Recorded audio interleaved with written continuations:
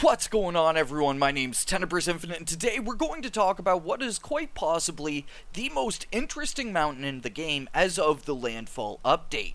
From the incredibly vibrant spots to a possible key location for a future update, an incredible hike, and mysterious sights, Skull Buryat has always been one of my favorite mountains in the game. With its fantastic overlook of Ostrovik proper, it's always been a great spot to go to and enjoy the more relaxing side of Generation Zero. But with the latest update, this mountain's been remade with new spicy locations and has been transformed into one of the most interesting mountains to visit in the map. So today I'm going to show you dudes a few key locations and we'll discuss this mountain plus what it might bring to Generation Zero's future. If you're new to the channel, maybe consider subscribing to stick around for more, and if I show you a new spot you haven't found yet, maybe consider dropping a like on the video. It goes a huge way in helping my channel reach the greater Generation Zero community. The first spot we're coming to is the road along the way to Marden from Ostrovik, just along the edge of Skull Buryat itself. Along this road, which I like to call the 5-mile bike ride, just as you head along Skull Buryat, you'll find this really cool set piece along the road. A truck transporting stuff for a concert was attacked by machines, and the techs seem to be rather fond of the stage lights. This is a really cool and unique set piece. The story is short and simple, but the use of strong colored headlamps illuminating the forest is really spectacular, and at nighttime is just pure eye candy.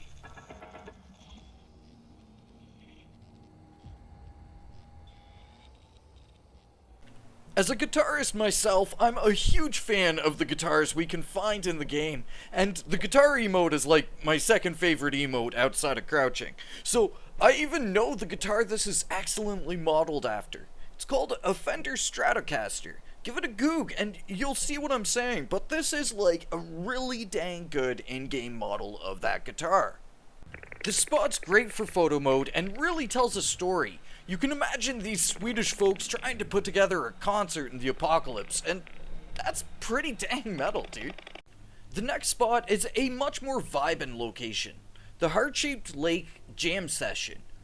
One thing that's sick in the Landfall update is how many jam locations and party scenes were added across the map. You wouldn't have expected folks to try to live it up in the machine apocalypse, but then again, it has been like almost 5 to 6 months since Cataclysm Day. But since this spot's not so much a party and more like kind of a soulful commune, you might think this spot's Lucet related, but personally to me, it seems more like folks just wanted to get away from the chaos and have a chillin' time by this very quaint mountainside lake. You can get to this spot by heading to the typical trail up Skull Buryat and then breaking from the path at the green marker.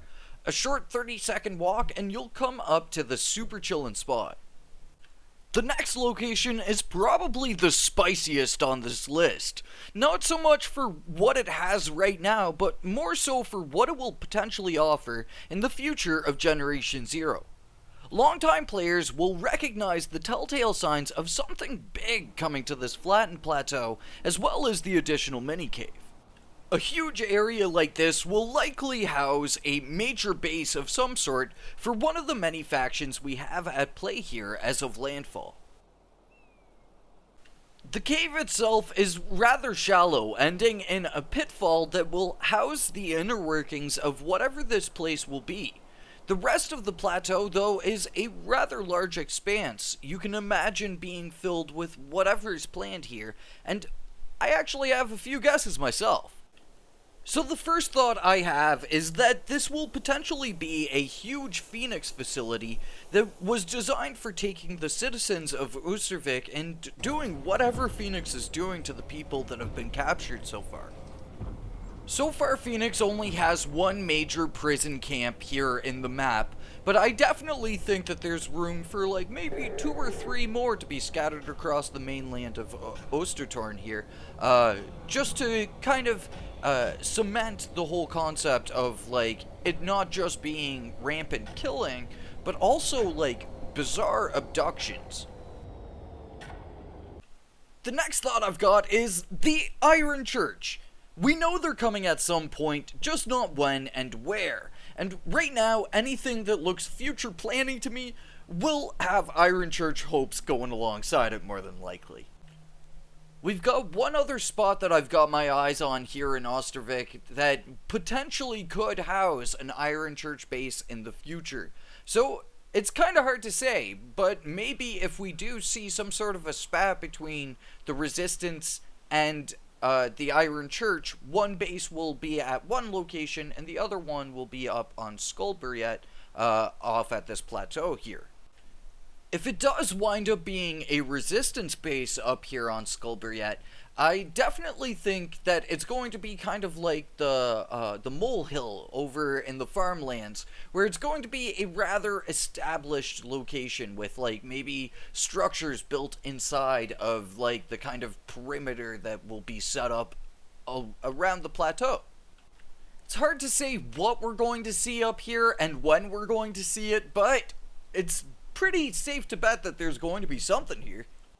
Now for possibly the most vibin' lake in the whole game, Pearl's Yen, or Pearl Lake.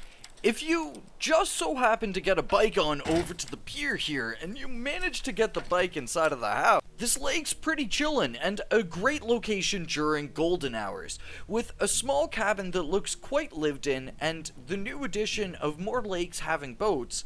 This is a great place to hang out and unwind. Unless if machines pop by, because it's actually kind of near some treacherous lands there in the deforested area.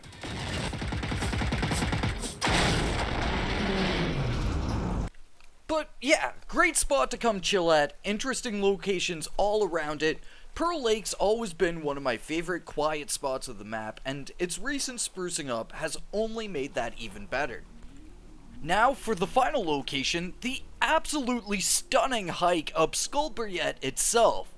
Seriously dudes, I enjoy my quiet locations in Generation Zero. It's where you get to see the potential in the game beyond the machines. Take a moment to think of what you might want to do next in the game, or just enjoy the beautiful Apex game engine that Generation Zero runs on. For this location, it's really the journey and not the destination. Even though the view of Ostervik's Pier and the IGA facility are quite excellent, the chillin' like 7 to 8 minute walk up the path is such a vibe. Put on some relaxing meditation music or some friggin' beats to study and relax to, and go on this hike. You'll come out of it feeling seriously good, and that's something kinda unique in this game. And I'm not gonna lie, yeah dude, I'm telling you to treat this like some sort of walking sim for a short minute to enjoy what I think is a very underappreciated side of the game. How dang relaxing it can be with the right setting and circumstances. Now I'm not gonna pretend like going on a hike in a video game is for everyone, but if you're looking for a thing that's just low stress and actually truthfully kinda relaxing, hiking in Generation Zero is highly underrated. And when you get to the peak of the mountain, there is actually like a little bit of loot up here. But that's not really the point. As I said, it's the journey and not so much the destination for this one. But yeah, whoever this is, I'm going to guess that they were having a hard time with the radial menu too. Either way though, I guess the focus of most of these locations is that they're really great for photo mode, so you can take some pretty awesome pictures here, especially of Ostervik itself. So there we go my dudes, the most interesting or maybe most vibing mountain in Generation Zero. Let me know, have you found anything hidden away in the mountains of GZ? There's a ton of new caves and stuff added in Landfall that I'm going to be talking about pretty soon. This one actually took quite a bit to film because I wanted all these sunset and like dusk shots, but I think I got some neat filming in here because of it. But yeah. Anyway, this is kind of a different one. We've been so focused on crazy things like Soviets and new machines and wild theories, I wanted to take a video to slow down for a short second and enjoy the more chilled out side of Generation Zero.